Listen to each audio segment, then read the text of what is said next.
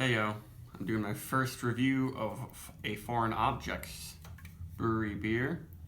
This is a very new brewery from Clifton Park, New York. That's kind of like mid-upstate New York. They opened just this fall and mostly just do IPAs. They have one milk stout, I think, that's very, very rare. And they only do this double dry hopped IPAs. Everything that they call DDH, they're normal. And yesterday I had my first taste of any of their beers. I had their standard IPA in the Gold Dust Rush, and I liked it a lot. So I thought I should do a review. Maybe eventually I'll do a review of In the Gold Dust Rush, but for now I'm doing their most highly rated beer, double IPA called Mind Body Light Sound. It's 8%, Galaxy and Mosaic hops. Don't really know much else about it. I bet there's some wheat in here that you can't see. Sort of on the bottom it says DDHs are normal. And this one was, I believe it was canned just a touch over 3 weeks ago, so still pretty fresh. There were a good amount of little chunks in the other can I had. I think it was canned about the same time, but not horrible chunks. So I'm expecting pretty good things from this one. Very pale, but very clean haze, not murky or grayish. Nice glowing yellow golden. I can smell the beer already, and the head looks really nice too. In the Gold Dust Rush IPA I had last night had a really nice head and really nice lacing as you drank down through it, which is always good. It's always nice to have that head when you sip the beer, and not just the first sip, but through most of the experience, because I think it adds to the feel of it, the creaminess of it, and all that. That smells very good. It's a definitely bigger aroma than their other IPA. And it smells really peachy. The Galaxy and Mosaic are working together really well in this. Yeah, it's a mixture of all kinds of peach. It's like fresh tart peach, but with a hint of peach rings and peach syrup. Very ripe apricot. And very low on the green notes too. Mosaic sometimes can be kind of green. Galaxy definitely, I almost always notice some kind of eucalyptus note or menthol. Yeah, this is Galaxy, right? But I'm getting very little green notes. Maybe there's a teeny bit of tang of eucalyptus in there. But really fruity, and that's what I really liked about their other IPA I had. But then it finished with enough of a nice grapefruit bitter dryness.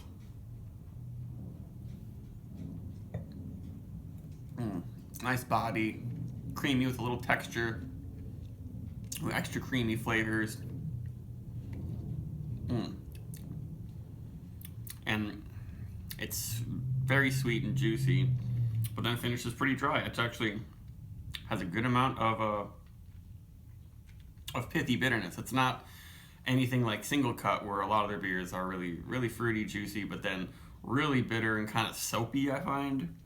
That's not. This is really good. I think Foreign Objects is probably my new favorite IPA brewer. Another really good one is in Portland, Maine, that's very tiny, not distributed anywhere except for Portland, called Good Fire. Maybe eventually I'll do a review of theirs if they start kind of sending beer out to more places. But this is a really nice beer.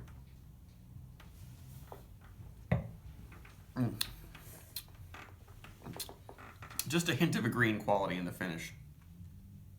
Might eventually build up and be more, but teeny bit of tea grassiness, I'd say, but mostly fruity. I'm not getting that really candy like Citra quality, like I'm eating, birthday cake with rainbow sprinkles on top or something.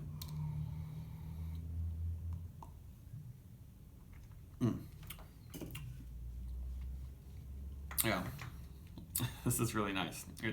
I would say the closest thing to it is like Trillium, maybe Bissell Brothers a little bit, and that it has this big, super fruity quality, but then it doesn't finish with an odd, overly chalky flavor to it. This doesn't have a lot of throat burn. Maybe eventually it'll build up, but I'm not really noticing any of that. The booze, the 8% is not there.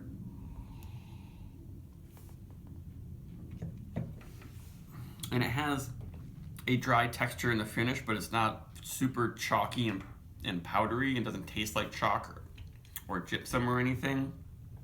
Though there is like a almost chalky texture, but it's not like a lot of other IPAs where I can really taste the added stuff they put in there. It's just enough to dry it out really well. Now I'm getting a little heat from the booze in the back of my throat, but no booze flavors. Yeah, and it's like really, really ripe mandarin orange. And really, really ripe grapefruit. It's not really bitter grapefruit. Yeah, this is a fantastic beer. If you see this one, I would snatch it up. And it's also a little bit cheaper. I guess it depends on where you go, but the at cost price for this is like $3.25 a can in the Boston area. So that means that I could get a 4-pack of this for $13. So then the markup shouldn't even be $20. Most places will probably do $20. But that means that it's cheaper than your double dry hopped Trillium IPA. But I think it's up there in the quality, and it gets to stores around here. Kind of infrequently, but I think there have been maybe 3 shipments to the Boston area over the past few months. And they don't have the huge hype, so that it kind of sits on the shelves for a week or two. So get this stuff before it gets really popular. There's absolutely nothing wrong with that one. I like it a lot. It has a clean minerality to it. I'll give it that. But it's just not anywhere close to that chalky gypsum, actually like you're chewing on chalk quality. They just got it all. Everything's leveled out really well. They must have been practicing batches for all this stuff so many times, because I don't even know how many times this has officially even been brewed and released, because the brewery is so young. Well, mango. I didn't say anything about mango or pineapple, but probably more mango. They say mango nectar. Yeah, I would definitely agree with that. Mystical grapefruit flesh. Yeah, it's pretty grapefruity, but really like ruby red grapefruit. I would say I'm not getting quite pineapple. It's more mango, peach, and all that. And really juicy, full-bodied, kind of sweet, but then it doesn't have any gross over sweetness or over chalkiness in the finish. This is a 4 or 5 for me. Highly recommend this beer. Keep your eye out for foreign objects. They're probably one of the breweries where they're the youngest, and they're doing the best quality beers I've had. Cheers to Foreign Objects. Kind of a weird brewery name. I don't know if it's a reference to like professional wrestling or anything. Maybe you know, but very good beer.